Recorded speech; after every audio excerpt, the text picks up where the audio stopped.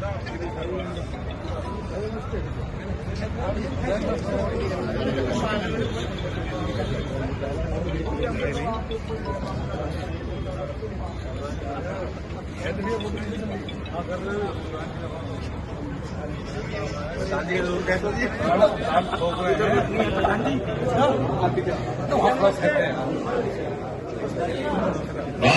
माता की, Bharatiya Janata party, Bharatiya Janata party. हमारे बीच में हमारे आज के कार्यक्रम के मुख्य अतिथि, इस धौलाना विधानसभा में बजट चौपाल के आयोजक आदरणीय माननीय विधायक श्री धर्मेश तोमर जी उपस्थित हो चुके हैं। हम सभी अपने स्थान पर खड़े होकर के जोरदार तालियां बजा कर अपने मुख्य अतिथि महोदय का स्वागत करें।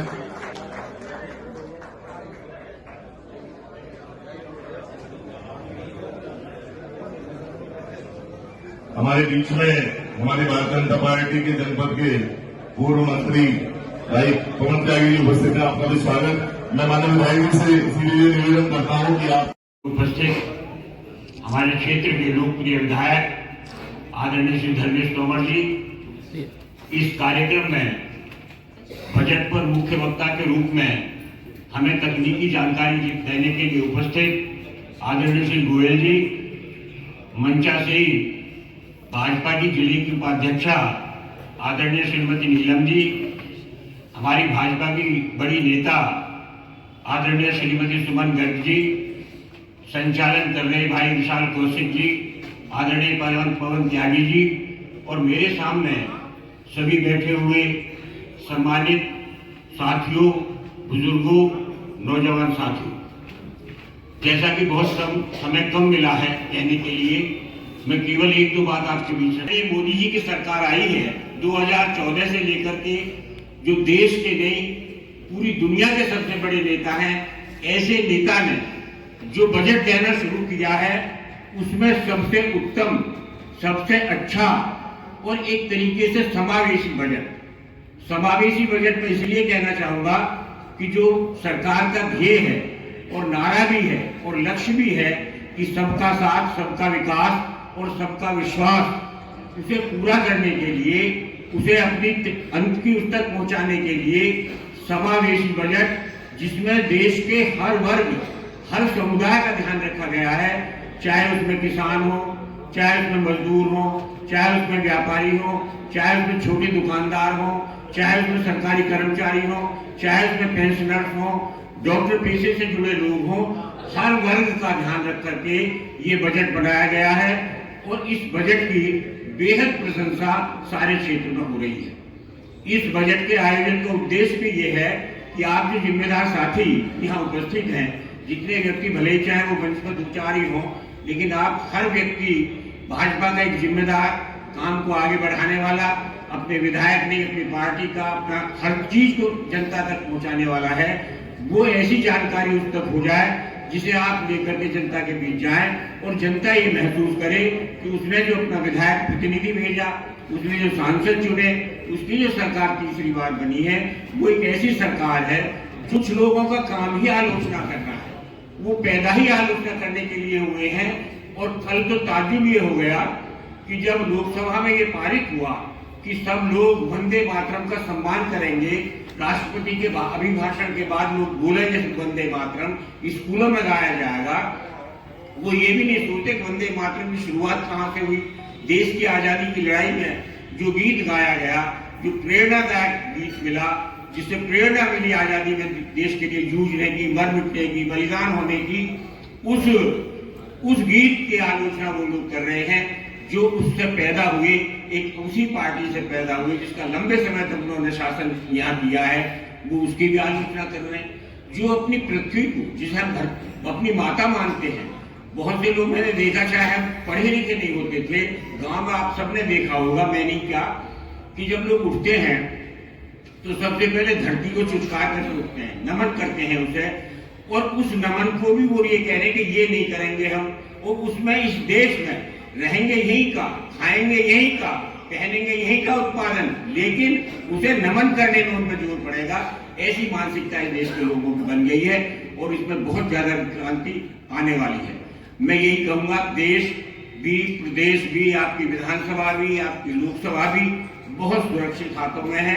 इसे सुरक्षित रखने के लिए जितनी ज्यादा से ज्यादा सेवा जनता की हो सकती है, उतनी ज्यादा से ज्यादा समस्याओं से जुड़ करके, उतनी ज्यादा से ज्यादा लोगों को बता करके, और पार्टी की जो नीतियां हैं कि विकसित भारत की ओर हम लोग जाना चाह रहे हैं और बन रहे हैं, देश की मजबूत अर्थव्यवस्था, ये पूरी दुनिया की बन गया है देश, भारत और बनने जा रहा है। इस पर हमारे कदम ठीक हों, हम मजबूती से आगे बढ़ें, सारे लोगों को साथ लेकर के आगे बढ़ें, और जो हमारे माननीय मोदी जी का उद्देश्य है कि ये देश में एक सभी वर्ग हमारे साथ चले, सभी लोगों का विकास हो, उस उद्देश्य को आगे बढ़ाने के लिए ये बैठक आयोजित की गई है। इस बैठक का आयोजन करने के लिए मैं बहुत बहुत धन्यवाद अपने माननीय विधायक धर्मेश तोमर जी को देना चाहता हूँ। आप लोग बहुत थोड़ी उपस्थिति में, थोड़े समय में बहुत बड़ी उपस्थिति आपकी हुई है, आप सबका बहुत बहुत धन्यवाद।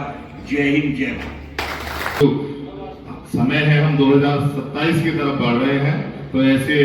जो छलावे आएंगे उनका ध्यान रखते हुए हम आगे बढ़ेंगे। मैं वक्ताओं के क्रम को आगे बढ़ाते हुए इस कार्यक्रम की संयोजिका और हमारे जिले की उपाध्यक्षा डॉक्टर नीलम सिंह जी को आमंत्रित करता हूँ, आप आए और हम सबके बीच अपनी बात रखें। जोरदार तालियों से स्वागत करें।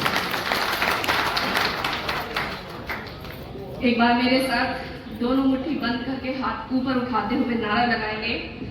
भारत माता की, भारत माता की, भारत माता की, वंदे वंदे वंदे। बहुत बहुत धन्यवाद ऋषा जी। हृदय को प्रिय प्राणों से प्यारा अत्यधिक जिसका नाम है, उस जननी जन्मभूमि भारत माँ को शत शत मेरा प्रणाम है, शत शत मेरा प्रणाम है। सर्वप्रथम माँ भारती के चरणों में नमन करते हुए मैं आप सभी की गरिमामयी उपस्थिति को प्रणाम करती हूँ और धोलाना विधानसभा के बहुत ही लोकप्रिय और यशस्वी हमारे विधायक परम आदरणीय श्री धर्मेश तोमर जी के कुशल निर्देशन में आयोजित बजट 2026 को लेकर इस विधानसभा चौपाल में मंच पर उपस्थित हमारे आज के मुख्य अतिथि महोदय सीए, जो कि इस क्षेत्र को क्षेत्रीय सह संयोजक के रूप में बजट 2026 को भी देख रहे हैं, ऐसे माननीय आशीष गोयल जी, और अभी जिनका इतना ऊर्जा पूर्वक ओजस्वी उद्बोधन आप सभी ने सुना, हमारे सभी के अभिभावक और मार्गदर्शक भारतीय जनता पार्टी के वरिष्ठ नेता श्री नरेश सिसोदिया जी, और मंच पर उपस्थित हमारी बहुत ही भाजपा की वरिष्ठ नेत्री लज्जा रानी गर्ग जी, जिनको हम सभी चाची जी कहकर पुकारते हैं, उनकी पुत्रवधू जो कि मंडल में महामंत्री भी हैं, वो मंच पर उपस्थित हैं, उनको भी मैं प्रणाम करती हूँ। और साथ ही साथ इस मंच का इतना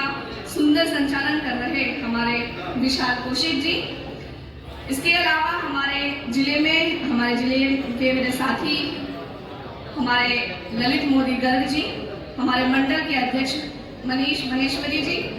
हेमंत त्यागी जी, नवीन तोमर जी, योगेश सिसोदिया जी और भरत कुमार जी, पूर्व चेयरमैन, सचिन कुंडील जी, मंडल महामंत्री, हमारे मध्य में संगीता गहलोत जी, मंडल अध्यक्ष, रेखा अग्रवाल जी, महामंत्री, रजनी शर्मा जी, संतोष गहलोत जी, आशीष गोयल जी, पवन त्यागी जी, नरेंद्र सिसोदिया जी, सुमन जी, सम्मानित मंच और उपस्थित सभी सम्मानित महानुभाव। बहुत सुना हुआ शब्द है, मैं बहुत सिंपल भाषा में आपको समझा दूं, न कोई ऐसा टेक्निकल शब्द में बोलूंगा जिसे आप समझ ना सके। बजट बजट बार बार सुन रहे हैं। इस बजट की मैं मूल बता दूं कहां से ये बजट है। ये हमारा इंग्लिश का शब्द भी नहीं है और किसी और भाषा का भी नहीं, ग्रीक शब्द है, रोमन शब्द है। उनका एक थैला जिसमें उन्होंने एक बार कागज भरे और चले पेश करने कि भाई ये हमारा, तो उसे बजट कहा गया। हमारे कहते हैं पोटली, ऐसा कुछ है, वो शब्द बन गया लेखे का, आय व्यय का, हम क्या खर्च कर रहे हैं। ऐसा बजट बार बार पेश होता आया है, कोई नई नहीं अब कहीं हो रहा हो, पर बजट इतना बन गया हम लोगों की नजरों में। जब भी बजट आए, अखबारों में लिखा बीड़ी सस्ती, कार महंगी, टेलीफोन सस्ता, मेकअप का सामान महंगा, बस बजट यही रह गया कि अब इनकम टैक्स हट गया। बजट सबका अपना अपना है। एक आदमी की जेब में दिन में 100 रुपए पड़े, उसे तय करना है बस का किराया भी चाहिए 20 रुपए, कहीं जाना हो या उसको कहीं नहीं जाना, तो खाने पर खर्च कर लेंगे, और कुछ नहीं तो बच गया, बचत भी होगी। सब कुछ बजट है। घर का बजट हो सकता है, देश का बजट हो सकता है।